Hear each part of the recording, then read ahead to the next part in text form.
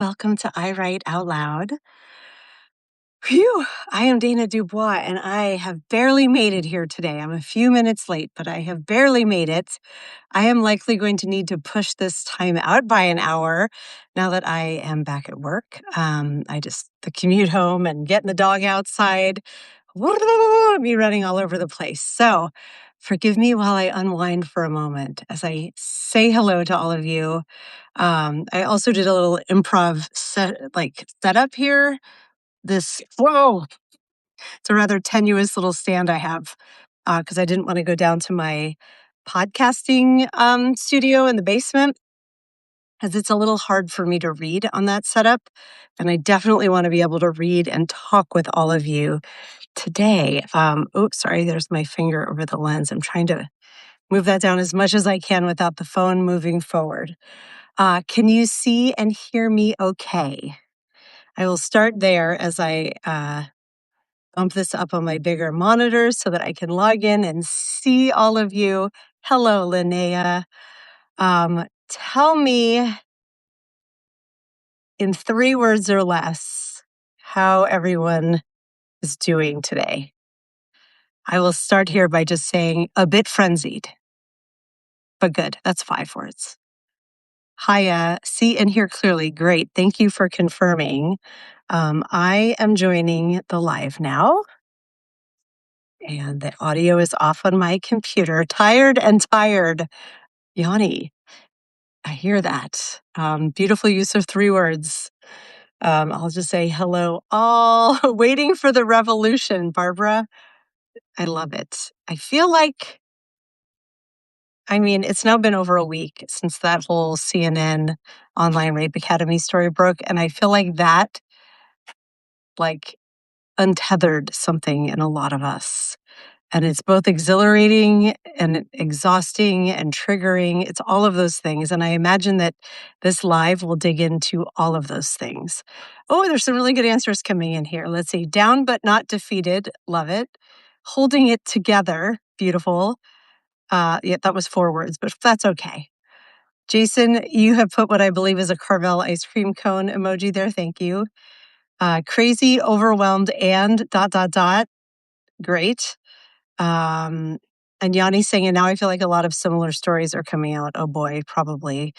Oh, migraine. I'm sorry, Joanna. I'm sorry you're having a migraine. I'm impressed you're here while you're having a migraine. I know that they can make listening or watching things challenging. So take care of yourself.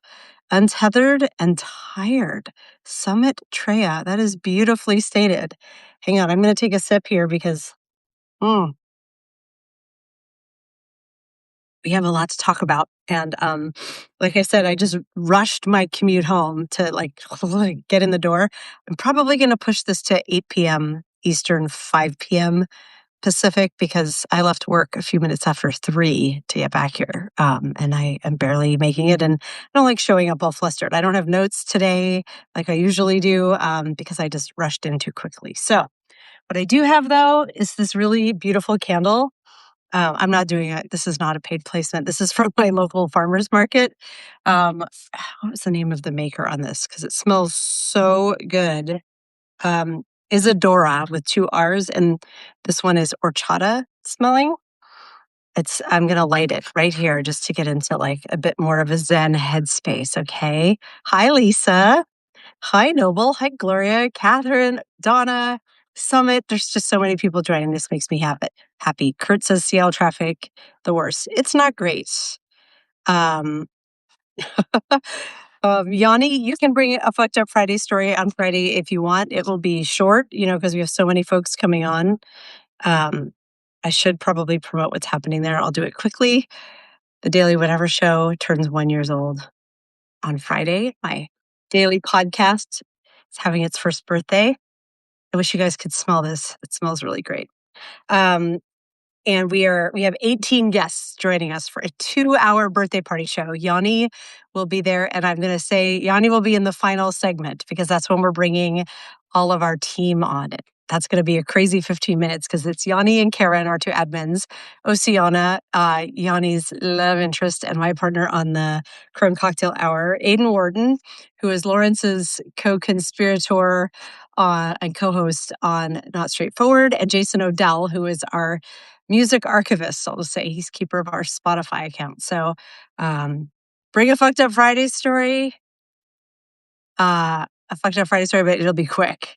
It's mostly going to be like party birthday wishes. I also should do a quick hello. This is I Write Out Loud. This is not the Daily Whatever Show.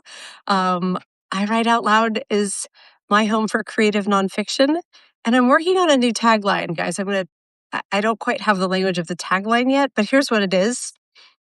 It's a round memoir that moves the world forward, right? Memoir that speaks to broader cultural, political, social issues. And I don't quite have the language there yet, but as I'm now, 2.5 months into I Write Out Loud, I'm like, this essay this week is a perfect example of these are not essays that are written in isolation. This is not me navel gazing, talking about back on the farm when grandma churned the butter. Like these are vibrant, alive stories that are all speaking to broader cultural conversations. That's not bad. Speaking to broader conversations. I don't know. I'll come out with the tagline soon, but I do think it's important to state intent before we jump in. So that is I Write Out Loud. I post one essay a week on Mondays. Sometimes it is from my archive. Sometimes it is a brand new essay because I am making a home for my creative nonfiction and essays. And Kira, my little dog here, we're going to put her on camera because I can. She got a haircut. Oh, sit. Good dog. Did you see how savage she was? Kira is a bad bitch. She does not fuck around. She takes what she wants, and she likes these treats a lot. So back to me, creative nonfiction. Sometimes I'm posting stories from the archive with some evergreen themes. Sometimes they are new ones. This week's story is a big one. It's a new one, and it was a really interesting exercise for me because it was responding to current events, and I am not a fast writer. So this one, I felt a big heat on me to turn it around quickly. And it has left me pretty spent for the week because that was a very late night on Sunday, like 1 or 2 in the morning, in order to have it done by Monday. But I was like, I can't slip this. I've made a commitment to myself. I've made a commitment to all of you. And I didn't want this story to wait another week. But before I move on from I Write Out Loud, I should say I am so grateful to all of you for your support, for being here, for restacking my work, for reading my work, for commenting on my work. And I am also so grateful to those of you who are paid subscribers. You are the ones who keep me going, who are helping me build a true home with intention here that can sustain. My content, the stories and this weekly live that I do to talk about the stories, these are free. They will always be available to all subscribers. And then I also host a Sunday salon where I go a step deeper into some of these stories and the cultural narratives that are underlying them, kind of connecting the dots. And I also do spill some of the tea behind the scenes, things that I don't want to say on a public live. Those are available for paid subscribers, so they are very intimate gatherings. Usually somewhere between 10 and 20 people have been showing up for those Sunday salons, so we really can get into conversation. They are super fun. If you are able, I would welcome you and be so grateful to you if you could become a paid subscriber of I Write Out Loud. It is $4 a month or $40 a year. That's my introductory pricing. But it has been the pricing, the 20% off the full price has been there since I started. It will probably be there for some time because I'm considering all of this my introductory window. I'm still, like I said, I'm still learning, still figuring out exactly what this is going to be. And I am so grateful to all of you who are supporting me while that happens. All that said, let's talk about this week's story. Let me go grab the URL because in typical me fashion, I don't have it pulled up quite yet. So the essay is called They Had Access, They Removed Consent. And it is by far the most viral, and I'm using that word lightly, viral for me and my small little publication so far. The most viral essay that I have written for I Write Out Loud. It has really caught air in a way that is both heartening because it means so much when you all are reading my work and commenting on it and saying it resonates with you, but it is also heartbreaking because this resonates with so many women. And I also want to say, I have had so many good men comment and respec on this essay. And I can't really speak on behalf of all women, but I'm going to try and just say, we women need you. We cannot keep fighting this fight alone. We need you to care about our humanity. And this story that my essay is addressing the CNN Online Rape Academy story. And like, we're going to dig into what it was because some people saw and even heard about that story. But we're going to dig into all of this today. And I just want to preface it with we need the good men. So thank you to all of you who have been there. Hold on, let me put the link here to the story. Yanni says, it's sure strange these trolls block men so fast, then want to debate women. Yeah, they sure do. I will say I have only had a few trolls on this story. I think 3 in total, which given, let me see, we're up to 144 restacks and 76 comments on the story.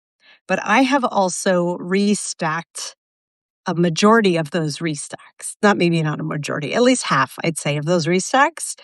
Some of them were so beautifully written and revealing so many personal truths. So I restacked those with comments. I also have done just a few, taking quotes and restacking them.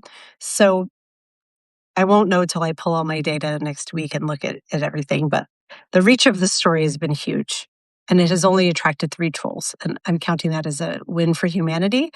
Or maybe it's just Substack tweaking the algorithm because they know if the trolls get it and amplify it, the story goes much bigger. And maybe they don't want to do that. I don't know. I can't say, but it is nice to be able to have grounded, meaningful conversations without just being out here swatting at, beasts. So that part of it does feel really good. Oh, hello, and thanks to everybody who's joined since I last said hi. Let me put the link in here again. And I can look my pen. I'm not sure what that means, Jason. Okay, I'm going to keep going. Thank you for saying I'm amazing, Lori. You're amazing. You are all amazing.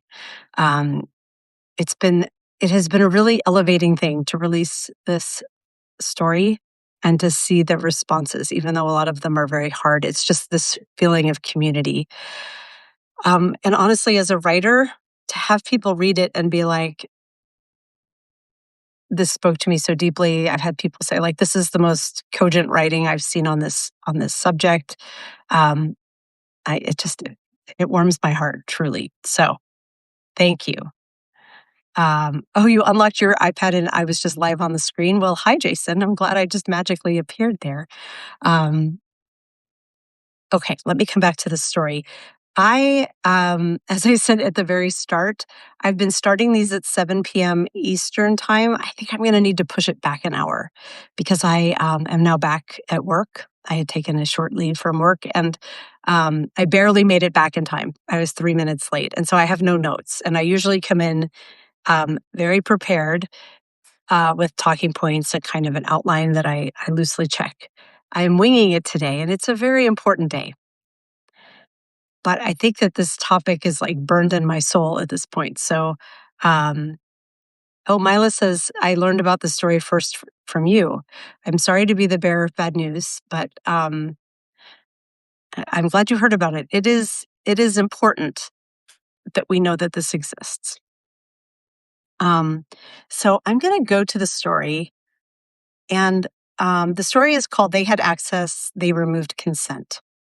Why the Online Rape Academy story reveals something far more disturbing about men, contempt, and complicity.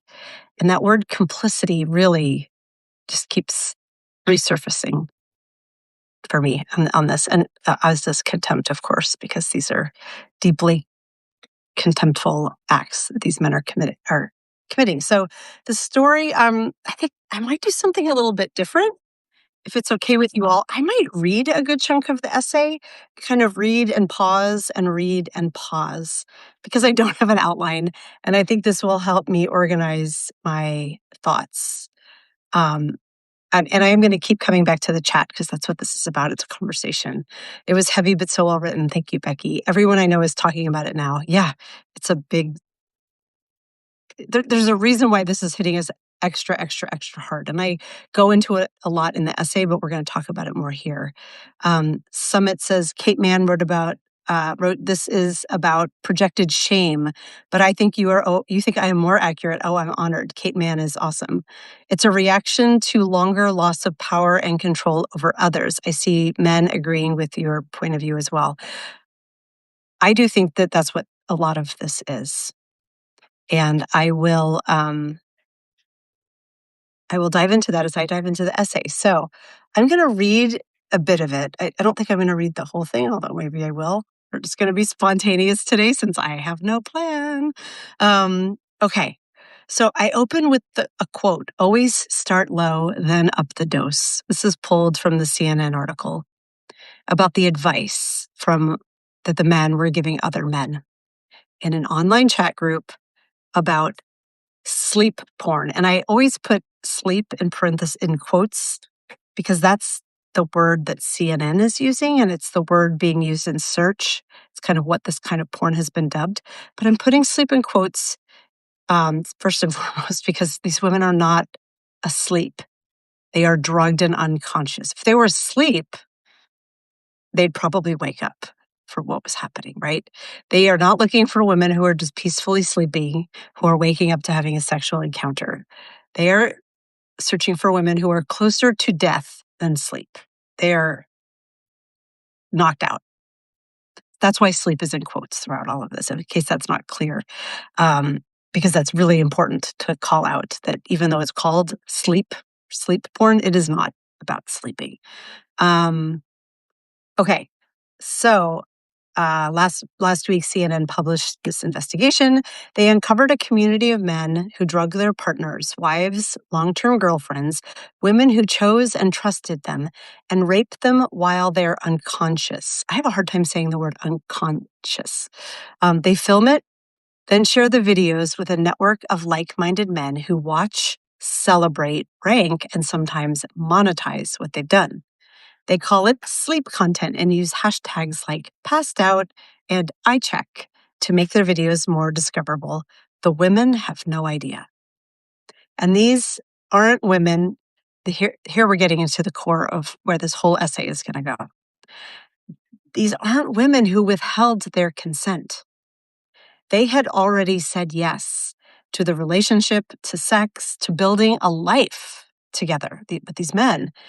The men had access. They had intimacy. They had everything they could ostensibly want. They chose to take something else entirely. That's the core of this essay. It's that, and it's what makes this hit our hearts and our guts so much harder. And that's what the next paragraph gets into this part of like, when we talk about rape, parenthetical comment, my brain. I wrote a note about this earlier. I am intentionally using the word rape throughout this article, and I know it's a hard word to say and to hear. But we, as a people, as a culture, I've noticed, we now say sexual assault or the cutesy SA acronym when we talk about things like this. We talk about sexual assault. We have stopped using the word rape because even just saying it, we have a very visceral reaction to it. We did the same thing with the word abortion, right? I remember in my youth, those big blue buttons with the white writing that said, keep abortion safe and legal. We were calling the medical procedure what it was. It's an abortion.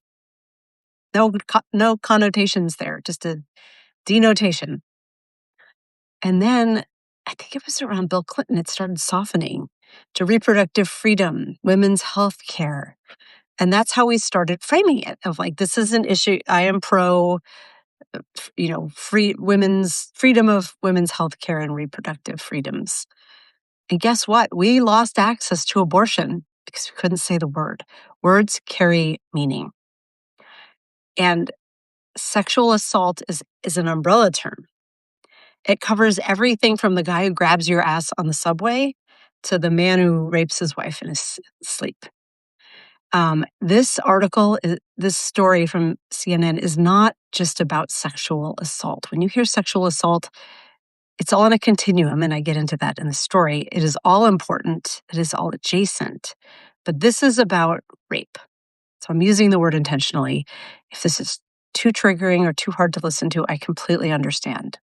I know I should have trigger warned this at the beginning, but I should think from the title of this that it's obvious that this is going to be triggering for people who don't, who this is a hard topic to have a conversation about. So protect yourselves, do what you need to do. But I'm going to use the word rape a lot on this because it's mentioned a lot in the essay. Hold on. My hard wooden chair I'm sitting on must adjust. Let me just check in with the chat and then I will keep going. Yeah, and so to finish that about like, we need to call it rape because I don't want it getting diluted. It's like, oh, sexual assault. Sexual assault just sounds like, it's not great, but these things happen. Rape is like the sexual assault goes to 11. It's the worst, right? And so I want to be clear and I don't want to lose the word. It's supposed to make us uncomfortable at a minimum. I mean, it's a jarring topic and a jarring word. So, let me see what flying by the seat of your pants are the best lives. Perfect, because that's what today is. It's not, though. This is very deeply up here. Important distinction. Thank you. Thank you for being a safe place. I've avoided reading anything about the story, but I feel like I can from you. Oh my gosh. Thank you. Like that means the world to me. I am not mincing words, but I am handling this story with a lot of care and indignation and rage because those feelings all need to be there. And that, my friends, is why women choose the bear. There's a lot of that feeling in this essay. As a non-rapist man, I find it deeply, deeply disturbing. I would never do something so shamefully cowardly, no matter what, and I would not be silent about any other dudes. Right? That's what we need, men calling out other men. You would kick, yeah. Even if someone I had previously considered a friend would get their teeth knocked in right before they got knocked out. Yeah. I'm not usually an advocate for violence, but go for it in this case. Yes, Mila, it's so profoundly disturbing. Thanks for saying rape. Okay. I'm sorry, but I don't sugarcoat shit. It's the same as unalived. Stop it. As a writer, it's insulting. Yeah, I know why people say grape online. It's because they don't want to get kicked off the platform, but it's not great to call rape grape. They're not grapes. Grapes are, they make wine. They're little juicy things you want to eat. It's too cutesy. Rape has intent. These things happen. Okay. Oh, yeah. On some platforms, grape is used as instead of rape to avoid AI censorship. Of course, I understand why they're doing it. It's just, and I don't blame people for doing it there. But here in Substack, in this live, we're using the real words. This doesn't even mention it in the story summit, but you're right. Risk of pregnancy is most of these men are not likely wearing condoms. Of course, I guess if they're married to the women, maybe they hopefully have a form of birth control that is in place, but who knows? My perspective is that many men, not me, are desensitized to the word rape. I don't understand why they are desensitized to it, but it seems that they are. Could be. Very well could be. If you all would do me a favor too and click the heart, because that signals to Substack that we are having an awesome live that everybody should come join.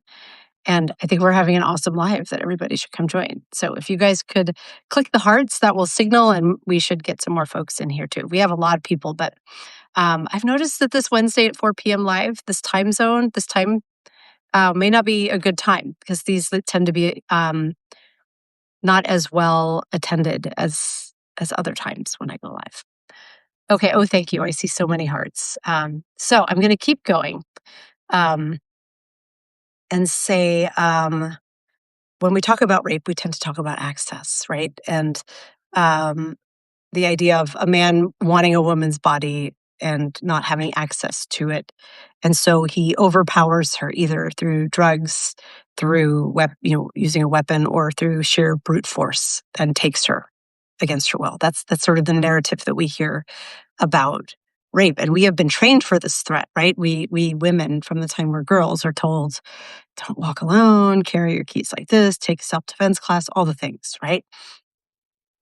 But that framework doesn't work for this story because these men have access. Like, this was the part that that was sitting with me, that made me really want to write this story of, they have everything, presumably, from these women. They're living with them, they're married or girlfriended, with them.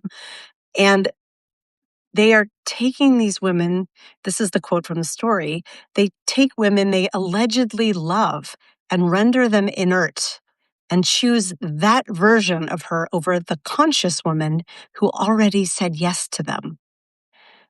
And the unconscious woman cannot react or judge or refuse. She cannot be a full human being in the room with her own responses and desires intact. And that's the point. That's why this is that's why this is powerful, and why it's having a cultural moment. It's not about access. It's about stripping away her presence and her agency and her ability to be anything but an object. I'll keep reading. And it doesn't stop there. It's filmed, shared, passed around, each step extending the transgression beyond the room. That's not a sex crime that looks like the rapes we women were warned about. They don't just violate the woman, they target the spaces where we're supposed to feel powerful and safe, our relationships, our homes, and our own minds. And then they desecrate all three.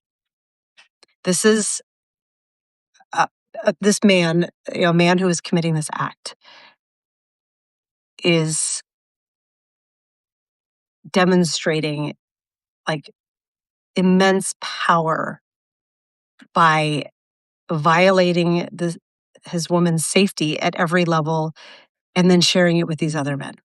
That's why this hits us so hard in the gut. It's not just taking sex, it's desecrating our sense of safety and self. And that is like it's so core that it just listen to me, I'm stammering. There are no words, right, for how much of a violation that is. And because that was a hefty thing, I'm going to come back to the chat now and see what's here. I may have given consent to the relationship, but that didn't mean I consented to whatever he chose. Right, Colleen. That's like an excellent point. And the way you're writing it makes me think something like this may have happened to you. And if that is the case, I'm so sorry. Um, and MJ asks, why do men have this need for power and control? I am going to get into that later in the story because I think it has a lot to do with the cultural moment that we are living in. And yes, this is like a fascist dystopian sort of thing. This is what's going on because they're sick and afraid of women and they secretly hate women.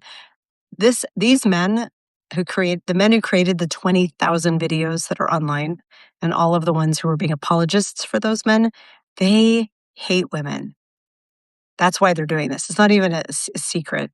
And thank you for put the trigger warning in here as people join. I'm going to put the link in again.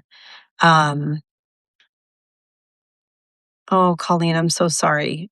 I'm not going to read that out loud, but just know I'm sorry that happened to you. I'm sorry it doesn't feel strong enough, but I wish I had more. I wish I could. You're being held as much as I can online. I'm really sorry. And thank you for being here because I'm sure this has been just a devastating week. But here's the other thing that I don't put in this essay, but is so true.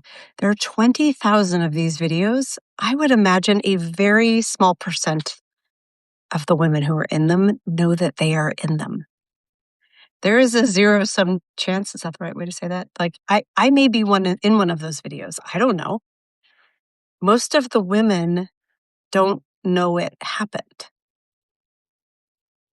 And they're probably not on Motherless, um, the website that's hosting these videos. And even if they were, there's 20,000 of these videos. So this is the other reason it's so gutting for us, is that if you have slept next to a man, it's possible that you were in one of these videos and you just don't know it. And that's a fact. Like, you can't say, like, I know all the men so well, it couldn't have been me. I would bet a decent percent of the women who are featured, you know, half dead, being raped in these videos, um, don't know that they're up there. So that's another reason why women are just not okay right now. Okay, so I'm going to keep going. Ms. Hughes is saying, my son told me that this has been around for 3 years. He never told me because he knew I would be triggered. Yeah. I mentioned this to my older daughter because she's 18. She's leaving for college. And she was like, oh, this is on Motherless, right? She knew the story. She knew the website. I mean, I don't think she knew the CNN story. She just knows that this exists on Motherless. That's horrifying. She's 18 years old. She's a very mature 18, but still, the things we have to tell our kids about. Okay. So coming back to the story, I kind of go into why sleep porn is in quotes. They are not asleep. Do not be mistaken. Nobody is sleeping peacefully. And then we have to get into the broader cultural narrative happening here, that women are not, we don't need men like we did before we got certain freedoms. The freedom to have our own credit card, our own home, buy our own car, work at our own jobs. It started with Gen X women, but millennial women truly took it next level of like having a primary relationship in one's life with man, like, is optional. I've been a single mom with a mortgage on my own now for, God, 12 years, 14 years, a long time. We don't need men like we used to be dependent on men because we didn't have these equal rights. And layered on top of that, social norms have shifted. I think I'm going to read this part because I'm like, why am I paraphrasing? It's me. I'm just going to read it. The social norms have shifted. We've identified violations that previous generations were trained to absorb, excuse, or simply not see. And here's where Gen X women are on the, like, it's the women younger than us who helped us gain this vocabulary. And I'm going to get into that. We have an ever increasing awareness and vocabulary around sexual and emotional violence. We're getting more precise about consent, where it begins, where it ends, and what happens in between. The precision removes something men have long relied on: ambiguity. And what you're seeing here isn't confusion, it's an escalation from these men. These men who had access, intimacy, and partnership choose to strip their partners of consciousness, extend the violation beyond the room, and share it. Those men that they're sharing it with, they don't need it explained. They recognize it immediately and they revel in it, because this is about dominion and the rage of men who feel it slipping. It isn't random, it's targeted. It lands in the home, inside a relationship that's supposed to be safe. And this is how men want her. This is how these men want women: inert, desecrated, and unaware. This is a way of taking back power and dominion, even though they can't in real life. I mean, they're trying. That's why MAGA exists. That's why men are in power. And we're hearing language online like repeal the 19th. And we're seeing the SAVE Act come back again and again as they're trying to, hammer away at our right to vote. And it's why the legacy press that's, if not owned by the billionaire class, they're at least cowering in fear of them. And they're running stories about how feminism is ruining the world. This is all connected. So they're trying to chip away at our power up here. But that's a government process. That's not something that can be immediately changed. And so these men are taking matters into their own hands, and they're doing this. And they're finding community around this because this is such a cultural moment for these men who can't figure out how to just catch the fuck up, enjoy the world with us, and instead see their lack of like power position as default as something that entitles them to desecrating our bodies. I just made that up on the fly. Phew, but I think that's pretty accurate. I'm going to come back here because they're cowards and too weak to actually do the work to be a decent human being. Yeah. Thank you for repeatedly putting the trigger warning in here, Jason. I appreciate it. Yeah, Colleen is mentioning Giselle Telcott. I'm not sure if I'm saying her name right. I took Spanish, not French, but she's a hero. And this was the one whose husband invited men over to rape her like hundreds of times, I think. Over 100 times at least. And she went to court with it because she was like, I'm not ashamed. These are the men. The men should carry the shame. Like, what a hero. Amy, yes, and the fact that the website is called Motherless is not an accident. It's gross, right? It's gross. So, coming back, this next paragraph is the harder one because in typical me, I don't write just journalistic essays. They're always memoir focused. So I say, I have not been raped. And I want to be precise because men were making a lot of calls for precision around data in the aftermath of this, which we're going to get to. But this is a part that I think will resonate with most, if not all, of the women on this call and the women we all know, especially women of a certain age and women who date men.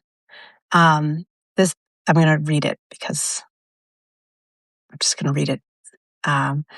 What I have is this: a collection of smaller violations, each one deniable on its own, that have left me in a chronic state of low-grade vigilance, something I've simply accepted as the cost of being a woman who dates men.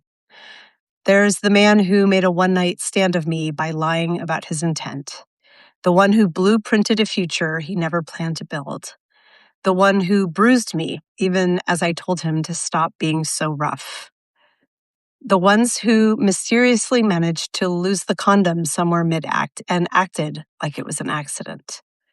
I didn't have the word for that last one then.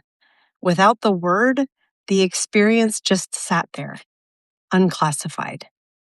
It took me more than a year to understand that I had not consented to unprotected sex, that it wasn't likely an accident, but a decision someone made about my body without asking me.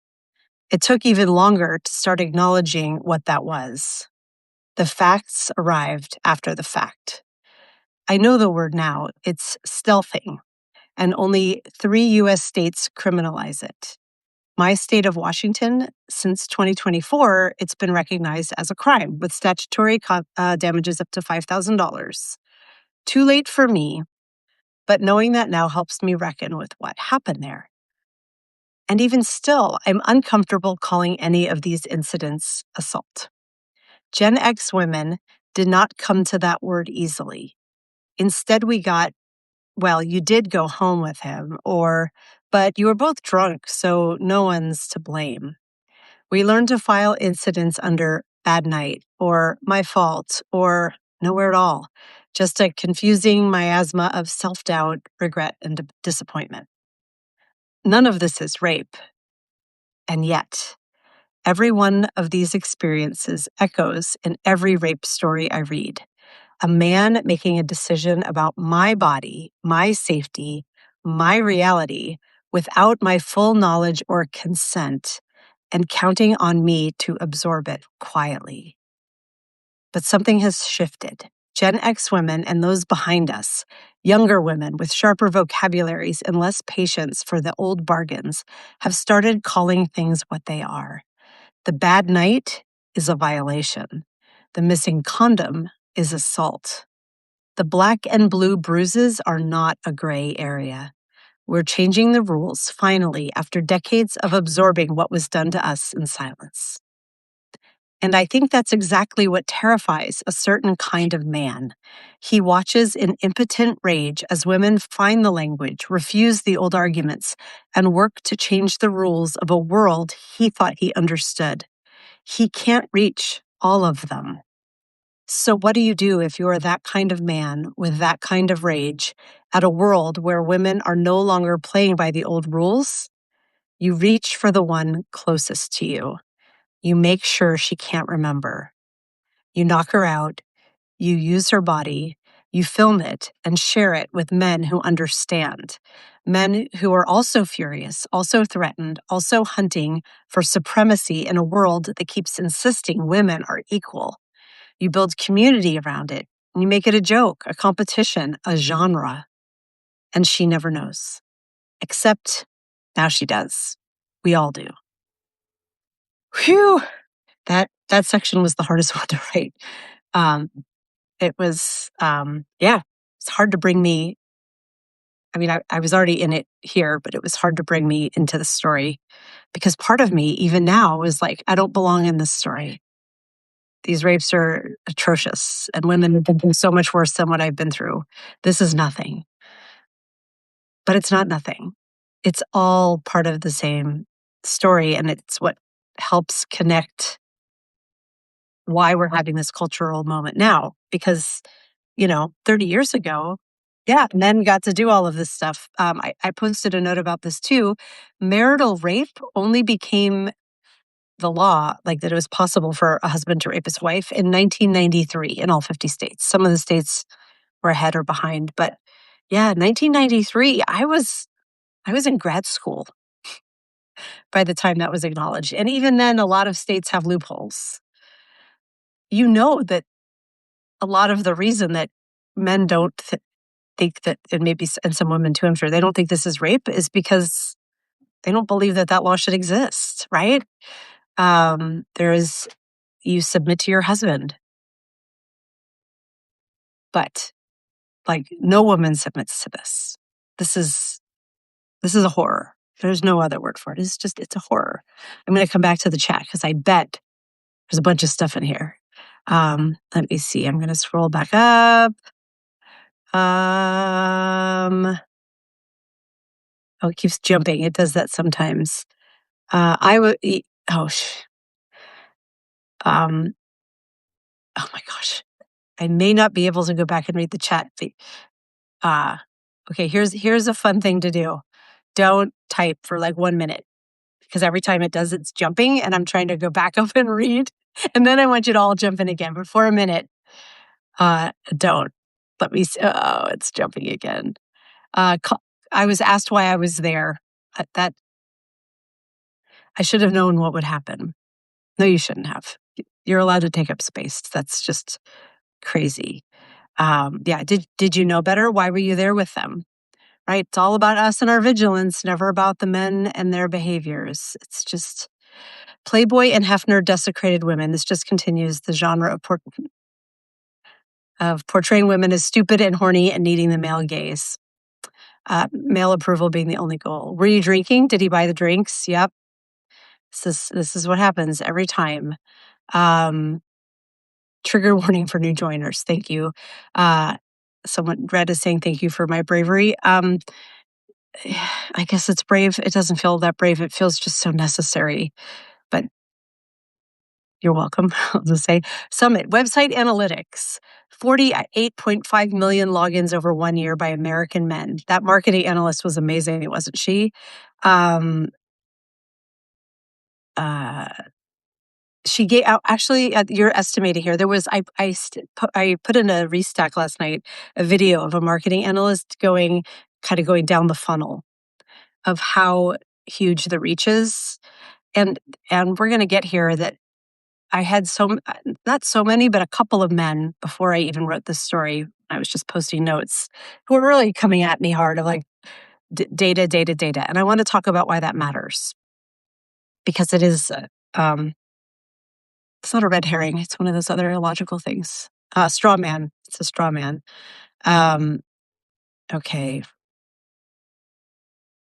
Trigger warning. Okay, good. I think I'm down here at the bottom again. So let me come to this part of the essay.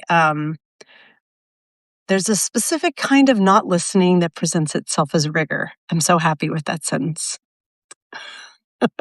So we came online, we women, when we read about this, we, you know, came here to express our outrage, to make sure people knew about the story, to find community. So many, most like 90+% of the comments that I have gotten have been wonderful. A lot from women and a lot of really good men. If you look in my article where I say good men showed up, each of those words is linked to a story from a man that was wonderful. From some of my friends here on Substack. It has been heartening to see. But we also found indignation, indifference, and a hyper focus on data that had nothing to do with data and everything to do with how much they hate women. And here's why. Do I want to read this or do I just want to talk about it? I'm going to read it. I love this essay. I know that's weird to say that, but I said we're supposed to praise the parts of our bodies we like in last week's essay. Like, I've got great boobs. This is, I think, a pretty great essay. It makes me very happy to have birthed it into the world. So I'm going to read this part of it. Let's see. Two such men landed in my comments. Samuel deflected by citing data points that framed women as the real abusers. Oh, he was a winner. He was like, this is only 1,000 men and there are more women than that who abuse kids in the US. You should be targeting the women. The audacity of that man. Paul constructed something more sophisticated, a methodological critique of the traffic numbers, delivered with the measured cadence of a man who considers himself reasonable. Accessed is an imprecise metric, he explained. Hits don't equal men. Once you abandon precision, you're amplifying fear rather than diagnosing a problem. He accused me of being an opportunist and that I was just doing this to drum up traffic. That was Paul's brilliant take on all of this. It's on the surface it reads like media literacy, but what it functions as is a door being slammed in women's faces. And it's false. And here's why. There's an old construct. I'm going to read the story. Because here's what the data argument is actually doing. It's importing a very old idea into a very new conversation. And here's that idea. Women are emotional. Men are logical. Emotion is suspect, where data is authority. And therefore, we women can't be trusted with our own outrage. We're just being emotional. And that is how these men are coming in. It's not an accident that they're coming in and challenging us with data when we are reacting with justifiable horror and outrage to the news. And the framing, I'm going to keep reading again, that framing is a fallacy, and it always has been. Data isn't masculine. Reason is not masculine. What's masculine, apparently, to these guys is the decision to reach for a spreadsheet when women describe horror to make precision the price of being believed. That line. First of all, there were people making mistakes, and CNN was a little fast and loose with their data and how they presented it. There were women online saying it was 62 million men, which it wasn't. It was 62 million hits to a website in February, the shortest month of the year. Still a lot of fucking people, but CNN was a little fast and loose with the data. But we don't have to be exactly precise to be outraged by this act. We don't. That's the first part. I want every woman, every person on this call to hear that loud and clear. If the actual number was 6,000 or 60,000 or 600,000 or 6 million or 60 million, we can still be outraged because it's outrageous. So we don't need to be precise to be believed. It's not like if we got the number wrong, it's like a gotcha. The act no longer matters. That's a fallacy. That's a false argument. And I want to put that out there first. But the numbers that aren't in dispute in this CNN investigation, there are more than 20,000 videos tagged as sleep porn. Sleep in quotes because these women are not sleeping, they are drugged. That's one website in 1 month. Like the data's fine. I did post a link to a marketing analyst who dives in and looks at the most common search terms of those 62 million hits that came in. And she kind of breaks down what the difference between a view and a unique user is, which I'm a marketer in my day job. So like the fact that men were calling me out of not understanding web metrics is hilarious because like, sir, sit down. You have no idea what I do for a living and for an avocation. I mean, I'm always looking into as much. We don't get a ton of great data out of our dashboards here in Substack, but I do what I can with it. So in case you don't know, a hit means anyone who just pings the site, bot, person. If you come to Substack 20 times a day, that counts as 20 hits. But you are one unique visitor.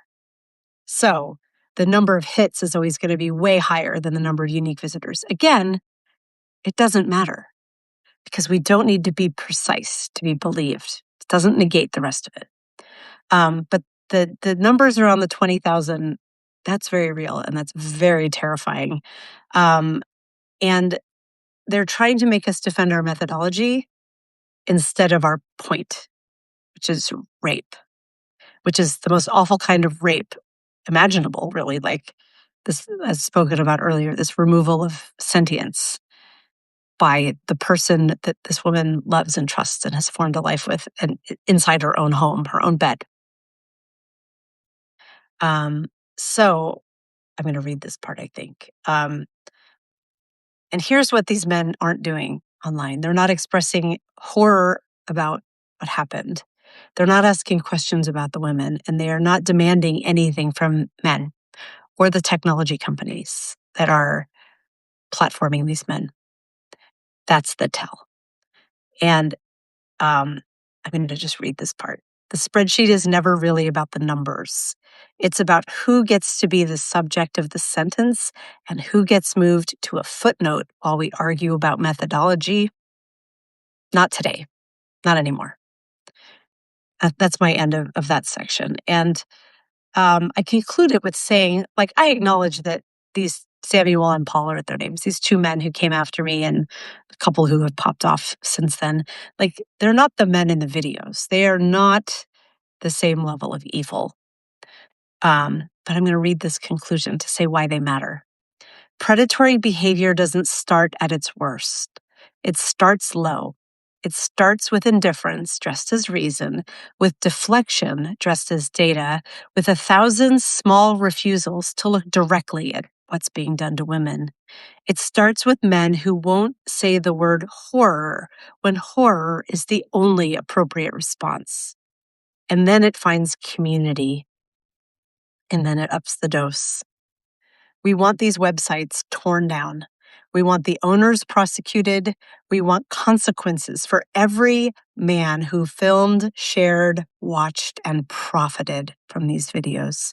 We want the women in those videos to have justice that they don't even know they need yet. And we want men beside us, not in our comments correcting our math, but beside us, demanding the same justice we're demanding with the same fury we're feeling. Because we are done absorbing this quietly. And we have the numbers to prove it. Ha ha, there's my play on data. That's how the essay ends.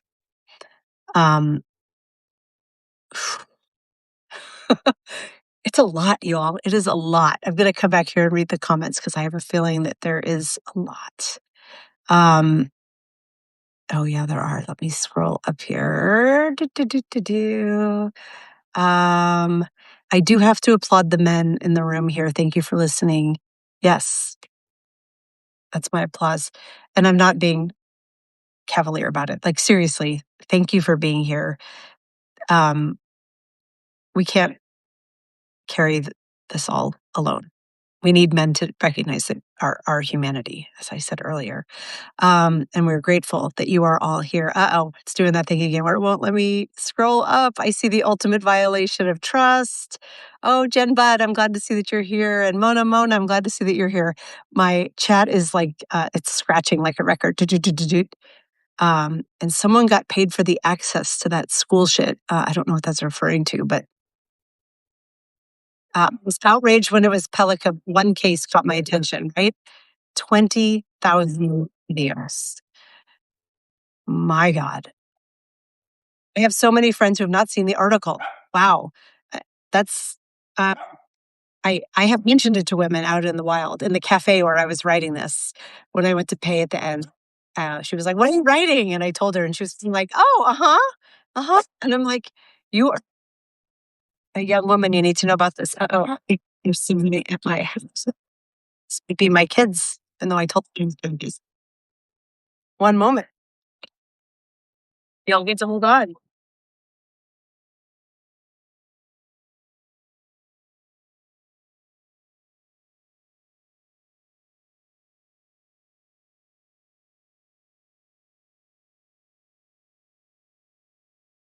Hi.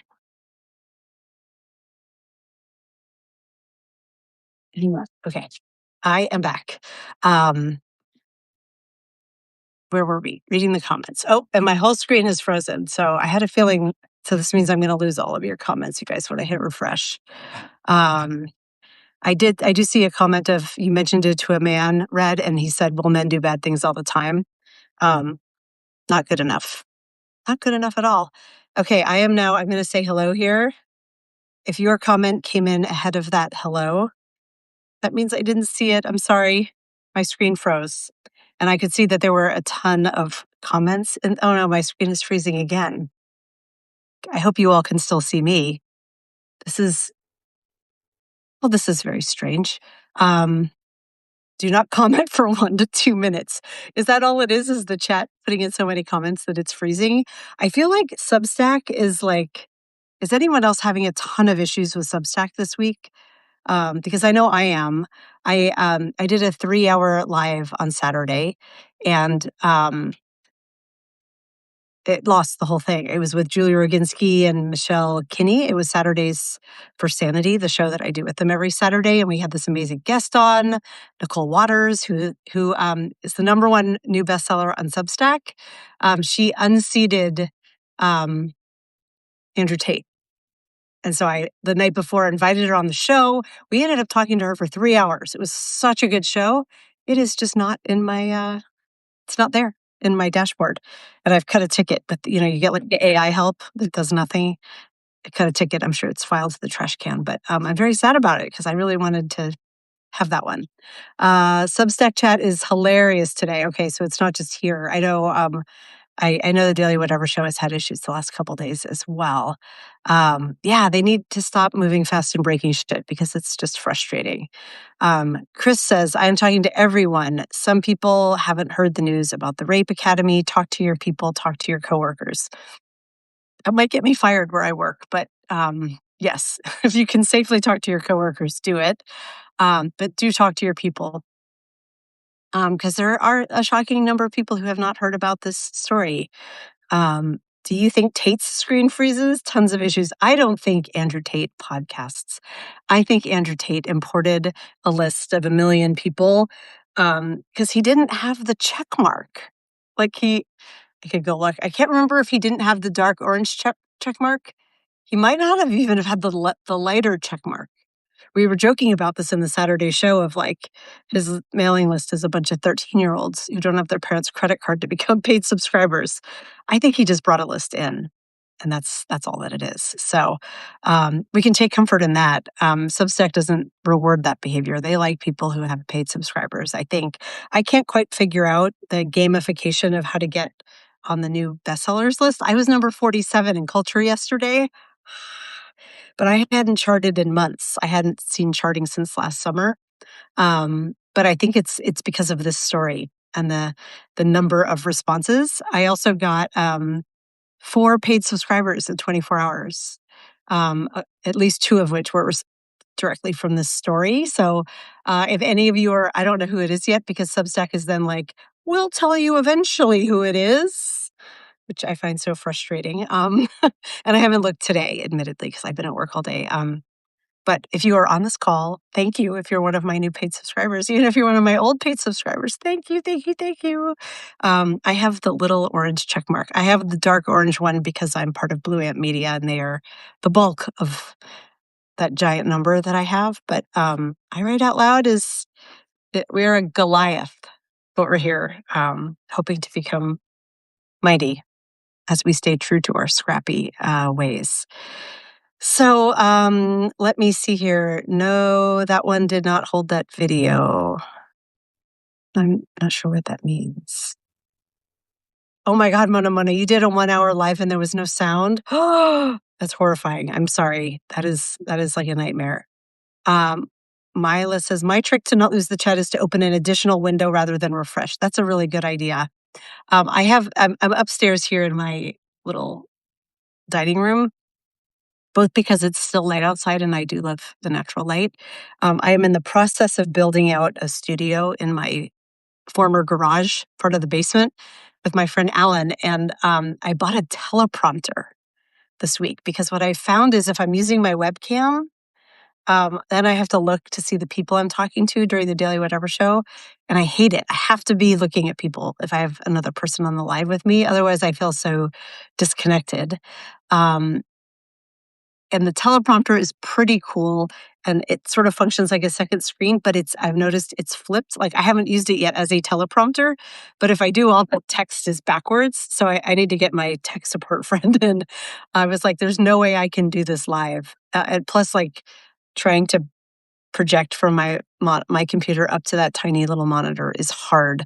For tomorrow's show, it's Fine Feminist Hour because it's Thursdays. I have Dr. Amber Hull coming on, and Lawrence won't be there because it's just my show. I will probably do it this way again because I feel like I have better control. So far, it's all a work in progress down there. One day I will have the awesome podcasting studio of my dreams. So Linnea, the Saturday show, Julie Roginski shared it. She has it. And she shared it and she tagged me, but I don't have it unless, hey, let's just go look at my dashboard for a second. Maybe, just maybe the ticket worked and they saved it, but I very, very much doubt it. Oh, it's there. They saved it. Oh my gosh, you guys. This is so exciting. Okay. I will share it tonight. I am now backlogged. I have to get the Daily Whatever show out. I'm going to get this one out and I will get that one out tonight. So look at that. Substack support actually fixed something. I should go buy a lottery ticket or something because that never happens. Reading down in the comments here, the issues are due to the growth of Substack and the increase in traffic, probably, but also, Jason, they got $100 million. They should be able to prioritize keeping their platform stable. I think that it's just not their priority. Honestly, that is my hunch. I do look really, I do like being in the sun, but these glasses are I'm noticing now how much glare there is on them. So apologies. My little wipe is downstairs. I don't have it here. Oh, well. Okay. My kids have left. We're going to have a talk with them because I texted them. It was like, I am podcasting today. Don't come to the house because they're at their dad's today. It's on purpose that I pick Wednesday evening when they're not here. But that happens. So yeah, top 100. I hit number 47 yesterday. Today I'm back in the 90s though, because I think it was the combination of this story and then those 4 subscribers all at once, the 4 paid subscribers, that really made me chart. Hold on, I'll tell you where I am. Here I am, number 93 rising in culture now. And yesterday, the Daily Whatever show was number 90 or 91, and now we're off the chart again. But ever so briefly, both of my publications were charting in culture, and that makes me very, very happy. So, I'm sorry. I feel like my kids coming home derailed that conversation, and I apologize. I love them. And that definitely derailed things. My little hacked up setup here. Sorry about the earthquake. I moved my laptop and it hit the pasta bowl that my camera stand is on because that's how I'm set up here. Your voice, oh, thank you. My voice should be elevated. For a minute, I thought you were talking about my literal speaking voice, but I think you mean my writing voice. So thank you, Red, for saying that. I am hoping for that. I do my, new moon intention setting once a month with Oceana and with Karen, and that is kind of where I netted out of like, enough, I'm ready. Let's do this. I want to go big. I want to make this a real thing. I eventually would like this to be my job. That's a very, very big chasm in terms of growth to get there, but why not put it out there, right? Why not put it out there? Um, Let me see. Substack is no longer posting your videos to YouTube, Jen? That is strange. I haven't looked. I really need to fire up YouTube more as a channel. It's been very passive for me. I just let it go through. But if they weren't going through, I wouldn't know. I haven't checked in a couple weeks, so now I'm going to check. Oh, Jen, I don't know why they wouldn't be sharing your videos. They're so good. Um, Mona Mona made an app to block Tate and all his followers. DM me for access. Mona Mona is coming on the Daily Whatever show in a couple weeks, I think. I know you're coming on Fine Feminist Hour. I don't have the schedule in front of me. I know it's in May. I cannot wait to talk to you about your coding skills because you are creating all kinds of goodness. But yeah, hit up Mona Mona if you want access to her app to block Andrew Tate and all his followers. Chris says your boob story was popular too, wasn't it? It was, but nowhere near as popular as this one. That's a story I've shared before, and it made a far bigger splash the first time I posted it on Medium a few years ago. And I posted it to Substack almost about a year ago when I first joined, but it wasn't in I Write Out Loud. I didn't narrate it. And so it's one of the stories I moved over. It did okay. It was nothing, not such a big splash this go around. And what I think is part of it is that I think there's a magic in knowing there's a lot of fire behind it. And those stories are older for me. So that same fire isn't there. And our culture has just moved so far that I posted that story last week about demisexuality. And then, 3 years ago, that was a topic that was really interesting to me and sort of poking around the nuances of identity versus preference and proclivity. That was a really interesting conversation. It's not that interesting anymore. We're fighting a way bigger battle. Men are knocking us out and raping us, our partners, and making videos about it. It's sort of like, how can we care about nuance when we're fighting at that level, right? And it occurred to me, do you guys remember those videos from way back in the day where they were films, actually, Faces of Death? For those of you who don't remember them, they were, it was like next level horror film. There wasn't one continuous plot, I don't think. I never watched them. But it was people who were unlucky enough to, for one reason or another, have a camera rolling when they were killed doing something. So they were live, caught on film deaths that they would show over and over again. And I think that there was, for people who were into them, there was a special kind of thrill in knowing it wasn't fake. It was a real death. And I feel like the sleep porn thing that's happening right now is akin to that. Because when people watch porn, they know, whatever rape fantasy porns are out there, they're not real. They're actors playing the part. And the fact that this is real makes it more thrilling. And that's gross. I mean, that's really that is next level depraved, right? Oh, wait, it looks like there's more comments down here. Yay, now I just need 3 hours to watch. It was a long one, but it was a good one. Yeah, they really do need to ban Tate. Meta wouldn't even take him. Substack, have a higher bar than Mark Zuckerberg. I think we're being spied on too, so that's another factor. I have no illusions of privacy. Let me see here. Substack's complete lack of effective user support speaks to their level of concern with user experience. Yeah. Although this bot hooked me up with a ticket that found my live somehow. So I'm happy about that. The issues are tech ops, product scalability, but also they could afford to prioritize those things that aren't. That's it exactly, Courtney. They have this huge budget. They could hire people to focus on what they want to focus on. And I think what they're focusing on is getting people like Andrew Tate on the platform, getting big dollar earners. Although I don't know that Andrew Tate's making them. Let's go look, shall we? It's, he's not really on the topic, but oops, I forgot the Substack. He is, when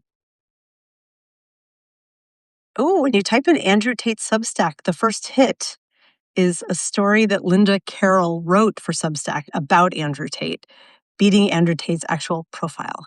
Way to go, Linda Carroll. I have to write and tell her that. Oh, wait, I blocked him, so I can't see it. Hold on, let me unblock him. Where do I see those who I blocked? I may need blocked accounts. Oh my God, I have so many, you guys. Oh, memories. Look at all these horrible men who I have blocked. Where there should be an unblocked right on his page so that I don't have to do this, but I'm not. Let's see. Oh, there he is. Unblock. Okay. So now let's go back and let's look at Andrew Tate. He's now number 8 rising in news. Yeah, Andrew Tate has the hollow orange check, which means he has 100 to 1,000, fewer than 1,000, more than 100 paid subscribers. But he has, apparently, why am I not seeing? He's number 8 rising in news, huh? I'm not seeing OC subscribers. That's not going to get. He has 986,000 followers. That should mean that it's not giving his subscriber number, but it's going to be lower than his followers, which means he's dropped a lot. If he had 1.1 million, now he has 900 some odd thousand followers. So he imported a mailing list and they're dropping off. And he, like, I can't math that quickly, but his calculation of number of, you always want to look at what percent of your subscribers are paid subscribers, and his is abysmal, and that makes me feel good. And now I'm going to block him again and go back to see what you guys are saying. Someone who can math quicker than I can. Let's see. Dana, your podcast studio is collapsing. Oh yes, because I knocked it over. It did collapse, but I fixed it. Jason says, I've worked in tech for over 35 years. Okay, so you know all this language. Yeah, Faces of Death was horrible. Yes, they made like 5 movies. Yeah, it was, and I was like a teenager, so I think people were like really into them, and I was like, absolutely not. Stick to the Italian porn of the 60s and 70s. Great soundtracks and always mutually passionate. I would actually watch that. That sounds kind of fun. I liked Linda Carroll's story a lot. Yeah, she's a great writer. Give me the numbers, I do math. Well, let's assume just for the simplicity here, actually, this should be pretty easy math. He had 1.1 million subscribers. He's now showing, can anyone else go to Andrew Tate's page and tell me if you see his subscriber count? Because I saw it the other day before I blocked him and it was 1.1 million. And now he's only showing as having 980 some odd thousand followers. And your follower number is always higher than your subscriber number. But maybe his isn't because he imported. I don't know. Let's say though, and then he has somewhere between 100 and 1,000. Like you get the little check mark for 100 and you get the darker orange for 1,000 paid subscribers. So let's say he has 500, take the middle, paid subscribers, and he has 1 million subscribers. We'll just round up. Well, 1% of 1 million would be what? 1,000? 10,000, 100,000. No, it's even smaller than that. See, there's my math. 10% of 1 million would be 100,000. So 1,000, if he had 1,000 paid subscribers, that would be 1%. And he has less than 1,000. Differed of 40,000. What is differed of 40,000? So he has a super low paid sub to subscriber rate. For comparison, mine was at about 6%. It's fallen a little because I just added a bunch of subscribers, free ones. So I think I'm at like 4.7%, which I think is pretty good, pretty average to good. He is probably at like 0.05 or less, which just means that he has a bunch of numbers and nobody's paying attention. So, ha ha. That makes me feel a bit better about Andrew Tate. I don't know about all of you. Phew. Okay. I'm sorry that we got interrupted in the middle because I feel like I was on a roll that got a little bit barked off, but this end part of the conversation has been pretty fun as well. We have gone way over the hour, but that's just because we're having so much fun. If we get one more person to join, though, we'll hit 100, and I feel like I want to do that. I'm going to hit some hearts. Let's get one more person to join. What's much better, Miss Me? I hope he trips and falls today. Me too, Jason. Maybe if we all put that out there, trip and fall. He's probably tripping and falling right now because we're off a high cliff. No arguments here. Oh, thank you for putting the newcomer warning in there. Actually, before we do sign off, because we got cut off from the primary topic, which is rape, and specifically partner rape through very heavy drugs. Is there anyone from the comments who wants to weigh in? You don't have to, but I never did my any additional comments, and we'll do that before we sign off. 0.1%, Mona. That sounds about right. That's his uptick rate of paid to unpaid subscribers. I mean, he may only have 100, or he may have 999. We don't know. But either way, his numbers are super small, like abysmally small. Lynette says, thanks, Dana, for the read. Makes me think, feel, and do something. Thanks, participants and all my Substack family. It's not sleep, it's drugged rape. That is 100% what it is. And anyone who is not fighting that with everything they've got, I don't want to know you. That's just between 0.1 and 0.01. Andrew Tate, suck it. I wonder how long he'll stick with Substack before he's like, I don't want to write and my people don't want to read. I just want to be outrageous. Although Substack is giving such a priority to video and to notes over long form writing that it won't really matter. He doesn't need to write long form content. Okay, well, the Sunday Salon, we will revisit this topic. I have a bit more behind the scenes stuff to share about some of my stories. It'll be pretty hard, but we will talk about that. And I feel certain that there will be more reactions to these posts over the next few days that we will also dive into in the Sunday Salon. I welcome you all to be there. Please also come tomorrow for the Daily Whatever show when it's Fine Feminist Hour, and I will be joined by Dr. Amber Hull. She is always a fabulous guest. And then Friday on the Daily Whatever show, it's our first birthday party, and we have 18 guests joining us for a 2-hour episode that is from 10 to noon Eastern Time. And it's going to be amazing. I hope that you are all there. And with that, I don't think Substack's going to show this to another person. We are still at 99. So I think we're just going to say we got 99 problems and this chat ate one. We'll just say that. I love this community too, Linnea. Thank you guys so much for being here. Mwah. Yeah, 99 is a powerful, meaningful number. Okay, I'll take it. Love you all, mean it. Keep your eye on your inbox. You're going to get a bunch of lives from me, including the one from Saturday that I can finally share. Take care, all. Bye.